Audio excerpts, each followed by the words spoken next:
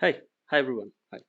Okay, so today we actually start with the database designs, how and why, the reason why I created this thing that I'm doing right now.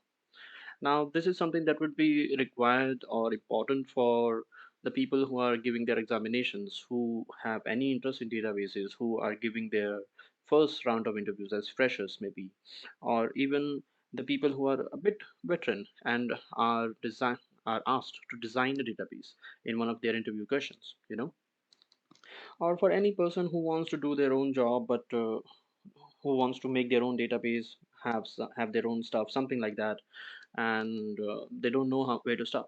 Well, database design. Let's start with that.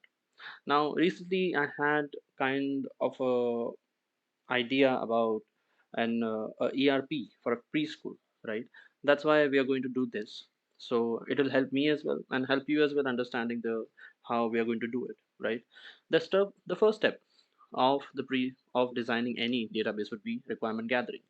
Now, ideally, it should come from your clients, right? It should come from your clients and stuff, and maybe it should come from your stakeholders as well, whoever is involved in the things, and they will make you understand how and what you really want to achieve here. What are the things that you want to achieve? Now, since we are creating an ERP for a preschool, no less, we know that we want a student, right? We want student management. We want student management. We want administration management, right? Like some things like teachers, teachers, let's say, right, or staff of some kind, you can say. Now, because there are it's a preschool, we'll have like parents or guardians, right? That information will be stored, right?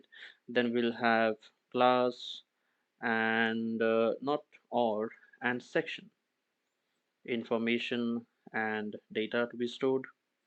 We have attendance, yes, we have attendance, we have schedules. We What else should there be a requirement of a preschool? Okay, fees, right? Fees or bills, let's say. If there is something, let's say notices we can do. What else? What else? I think this would form the crux of it. But since I'm thinking of making a web UI, right, a web interface, then I need a user management as well, right?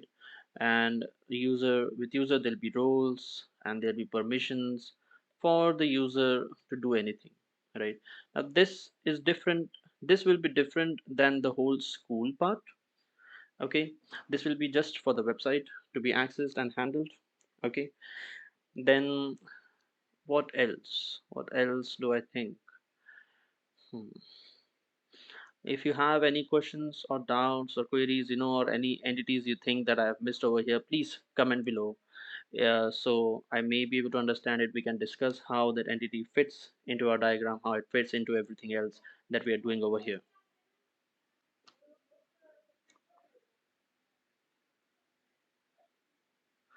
Hmm, I don't see much.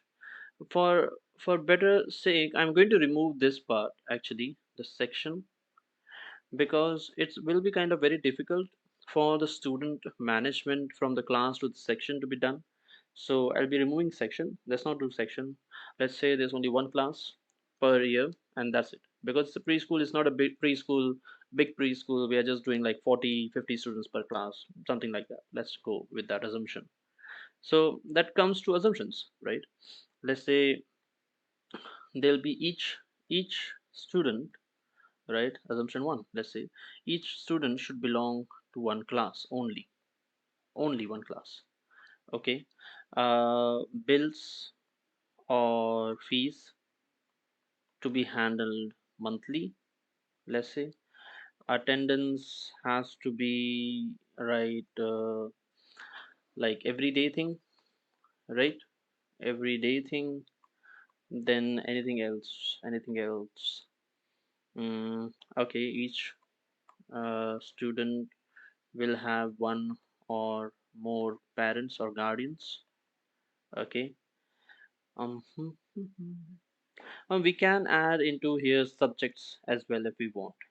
Okay, and marks and scores and all that stuff if we want. Let's go ahead and do that. Maybe let's say we have not marks but subjects.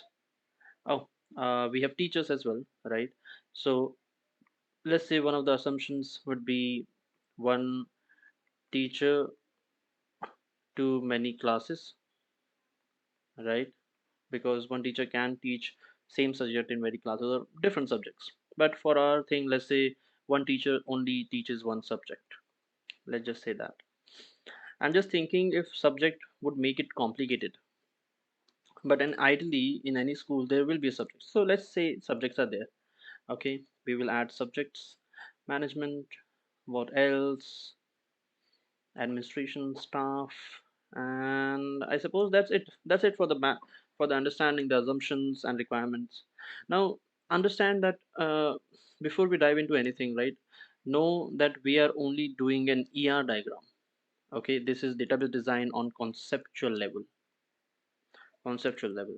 We are not going to go out and make a table itself, the queries and everything. No, you can get that information from anywhere you want, and that's very easy to find as well. Okay, we are mostly doing conceptual design only because from the conceptual design, from the conceptual design, if it is perfect, if it is good, if it is very good, you you will be able to make the logical design very easily. You will be able to make the physical design based on the logical design, the number of tables you have, the query, the number of columns you have, the number of data that you are going to store. All from all those things you will understand how it's going to work. So with that in mind, let's go and try to make an ER diagram. Okay, so we have a school, we have to start somewhere. We have to start somewhere. I want to start small. I'm not going to write the whole like this thing. I'll just write like student, st student. Okay, and we will talk like that. So let's say I don't know where to start. I'm not sure if I should like to start in the middle, on the left or right, but let's say we start it right over here. Okay, because I know attendance schedules and all those things are different. But okay, let's start with users because we are doing an admin portal. We are doing some kind of web portal, right? Let's start with users. Okay, let's say we have users.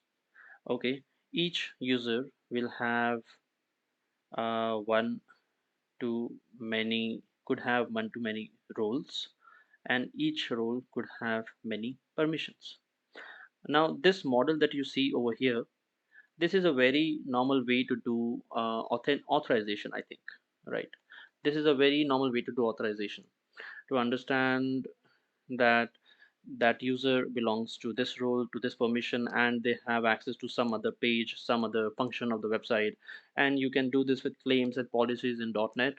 There could be other ways to do it, doing it in to do it in different places. But this one thing you can say, this is separate from the school part completely. This is separate from the school part, but just for the website it is there. Okay, now we go in. All right, and let's say we have our students. Okay, we have a student table which will be connected to a parents table, right? Now a single parent could have multiple students as well. Isn't that true? Right? In that way, let's say mhm, mhm. let's say we have this is permission, this is parent. Okay, pa, I'm doing that. And this is the relation that we are making between parent and student. Let's say because they can have many of them, right? One to many and one to many, we make a relation table uh, has student or has parent, something like that, which will have many columns over here, right? Which will just have maybe a pid and sid, right?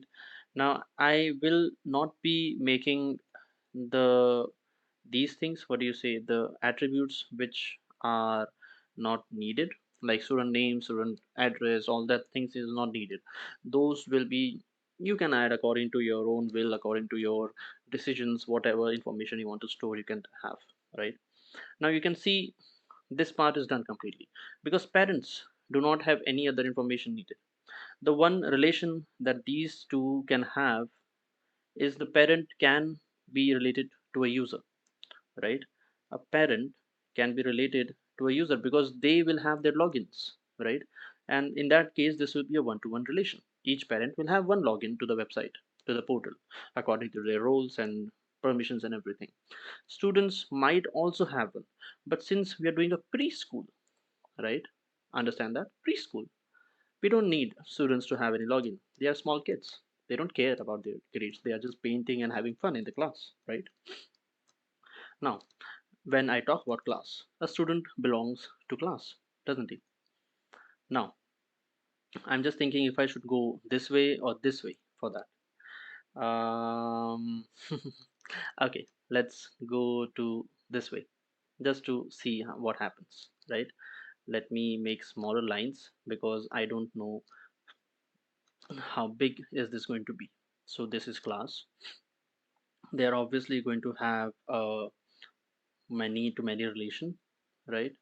No, wait, sorry, it is going to be one to many actually, because one student is going to belong to, oh, sorry, no, I think it's the other way around, isn't it? Um, okay, yeah, this is a class, not a course.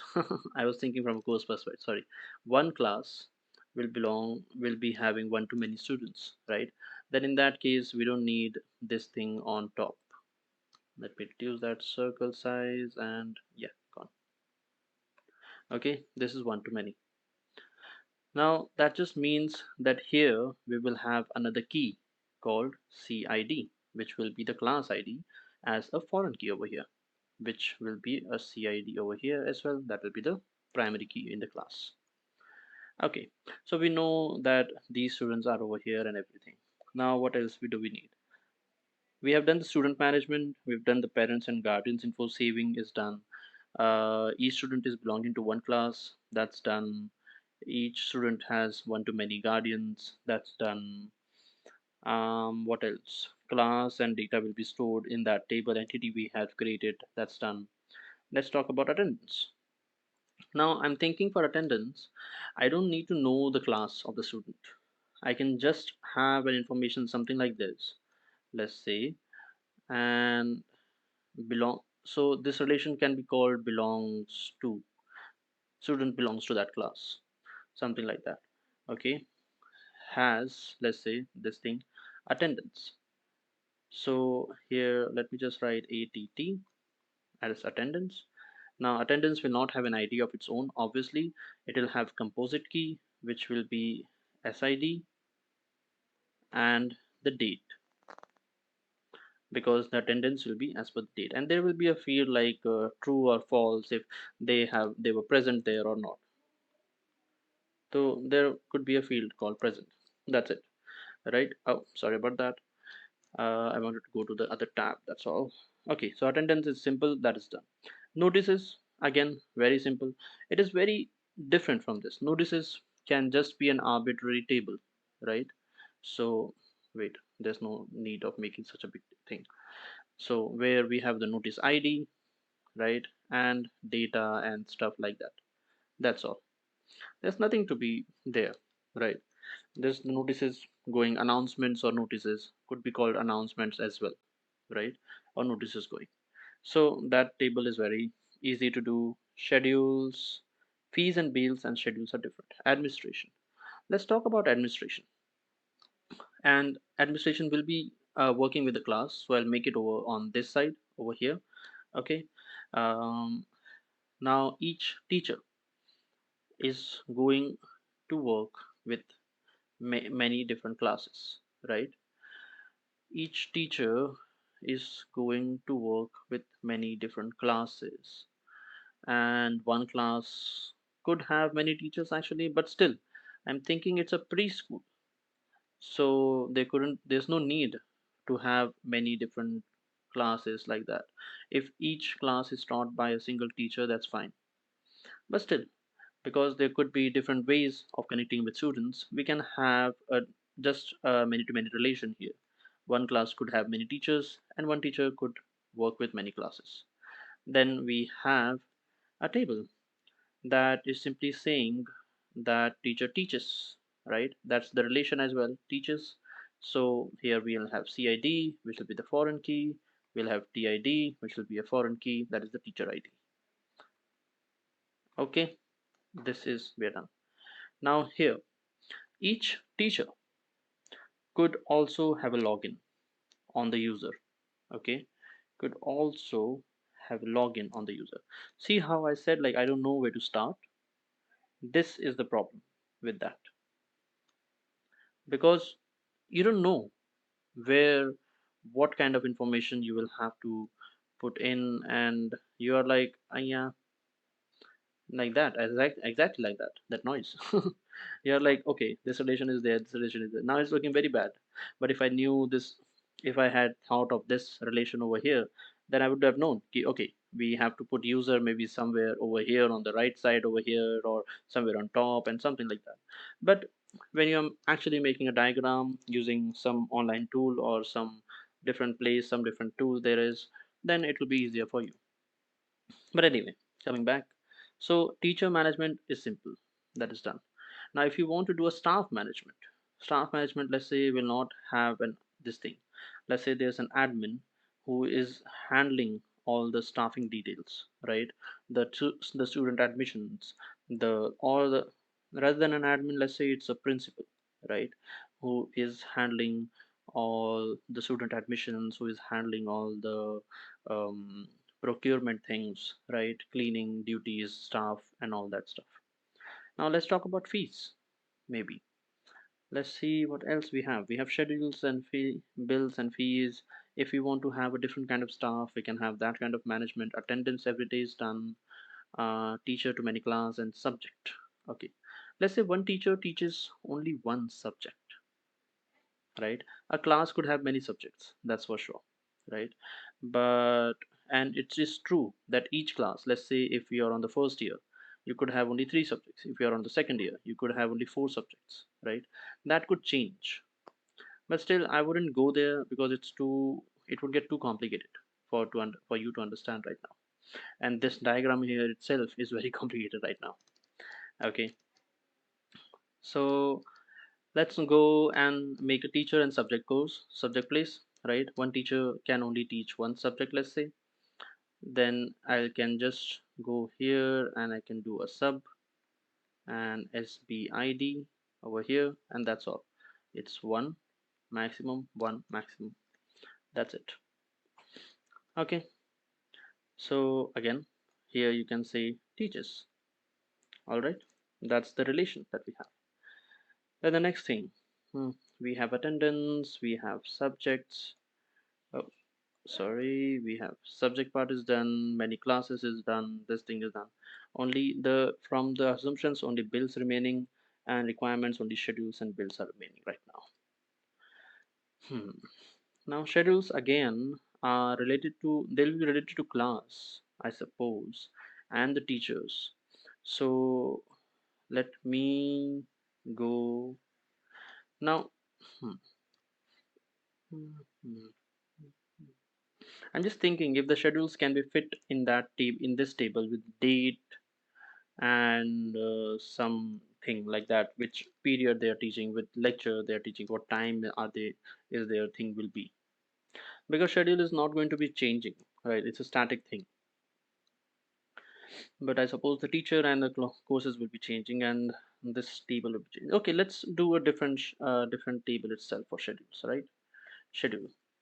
So this is a static thing, right? It doesn't change. It's just that it's going to be connected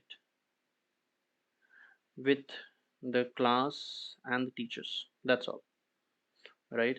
Because we'll have CID, we'll have TID, we'll have date, we will have time, or something like that. All these information will be in the schedule, right?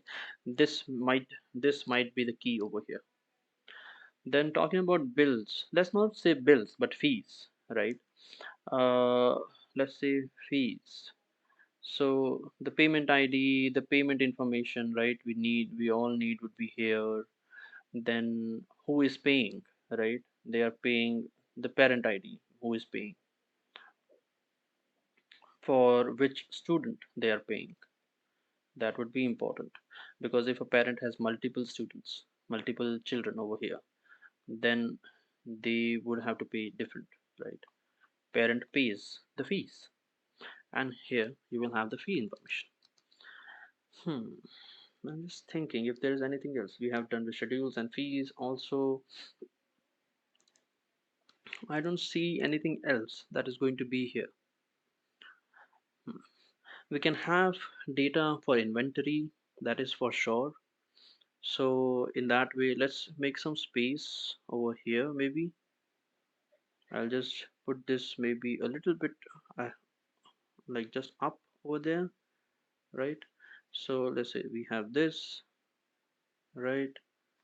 And fees, and this is pays. So PID, which is the parent ID, student ID for which they are paying the fees, and this will have the paying information, right? Now the admin, whoever will be the admin, right? They will have record of inventory. Let's say inventory will be obviously like what items are there, right? Inventory is like a relation you can think of. Okay, inventory would be always like a relation, right? You can say what books you have, you can say what toys you have, you can say how many chalk or duster or boards or markers you have, right? This all information can be saved in different item section and table called items where the ID is there. Let's say you have predefined things, right? Let's say you have predefined things. So okay, let's make it like how I made it for a POS system. That would be better. It helps the user to manage everything. Let's say you have a predefined system of items. Okay, items that you regularly buy. So you have predefined things like you have books. Okay, these will be like there'll be an item ID, there'll be an item ID and the name of the item. Okay, there'll be item ID and the name of the item, and this could be books or toys or boards or napkins or tables or chairs, etc. Anything, right? And from the items, you know, now these items I buy regularly as a system, I buy regularly as a preschool principal administrator, I procure these items regularly. What would happen next? Where would I store the number of items I have? So let's say we create a table called or an entity called current item or something like that, right? This and this will have a one-to-one relation, right? Because here we are going to have the IID, the item ID, and the count of those things, right? Maybe, um, or you can say before the current item. Let's make it a relation, right? A relation would always be better in this case because we'll be updating that current item all the time. Let's say the user who is the principal or something, right, is procuring these items, right? Is procuring these items. Maybe I'll just make it like this, right? They're procuring these items. Okay, that means one principal is procuring many items, that's for sure. But I want to store this information in some table. So we are just going to go here and we are going to show current items, maybe current items.